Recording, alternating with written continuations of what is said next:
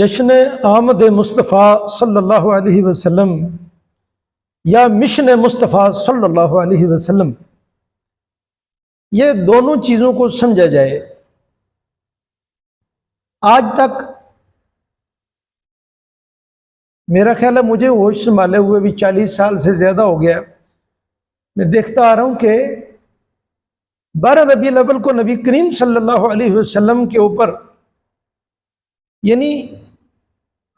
جو کچھ بھی ہے آج تک کا یہی ہے کہ 12 کو وفات ہے، آپ کی دنیا سے پردہ کیا ہے، 12 کو آمدن نہیں ہے، یا 8 کو یا 9 کو، بہرحال زیادہ تر 9 ربیع الاول کے ہی قائل ہیں کہ آمدن کا جو ولادت کا جو سلسلہ ہے وہ 12 کا نہیں ہے، 12 وفات ہے۔ 12 کا دن تو سیدنا ابو بکر صدیق و عمر، سیدہ فاطمہ تو زہرا اور صحابہ کرام پر ایک اندھیروں کی طرح چھا گیا تھا یہ دن، تو 12 کے دن خوشی کرنا یہ بالکل ہی عقل کے خلاف ہے۔ تو بہرحال آپ دیکھیں کہ ابو لہب کو دیکھ لیں، قرآن کریم کے اندر واضح بتایا جا رہا ہے کہ اس نے ایک اشارے سے اپنی ایک لونڈی تھی، اس نے جب خبر دی نبی صلی اللہ علیہ وسلم کی ولادت کی تو اس نے اشارت سے اس کو آزاد کر دیا، ایک اشارے سے اس کو آزاد کر دیا، اور اونٹ بھی ذبح کیے۔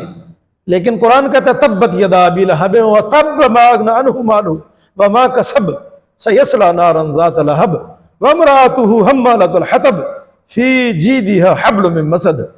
قرآن کہتا ہے تیرے ہاتھ ٹوٹ جائیں، تو تباہ برباد ہو جائے، ہلاک ہو جائے۔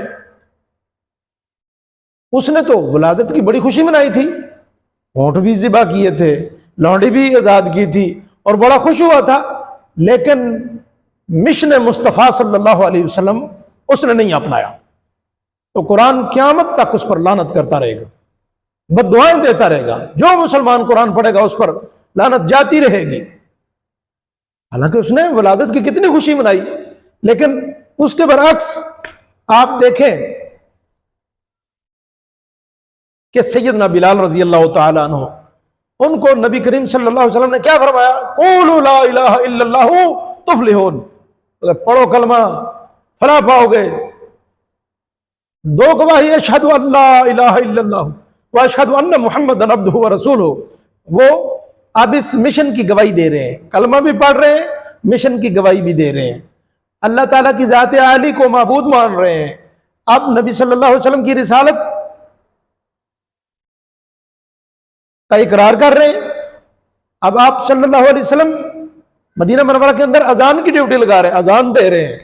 نماز کا حکم دے رہے ہیں، جہاد پہ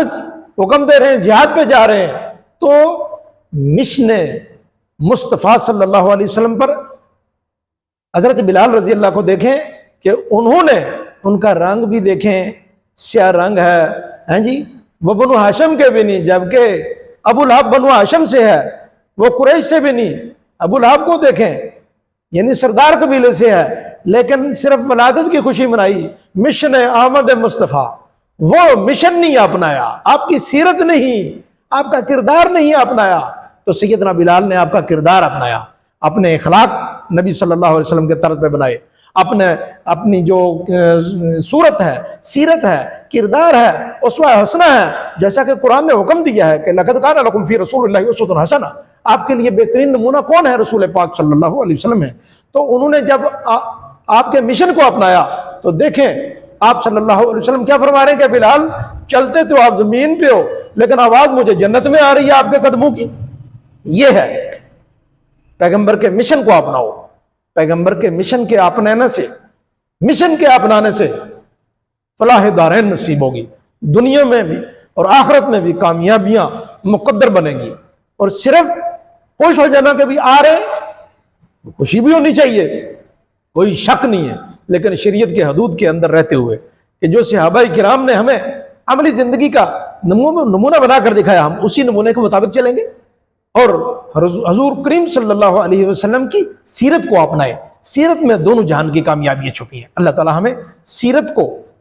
مان کر، سمجھ کر، سیکھ کر، اپنا کر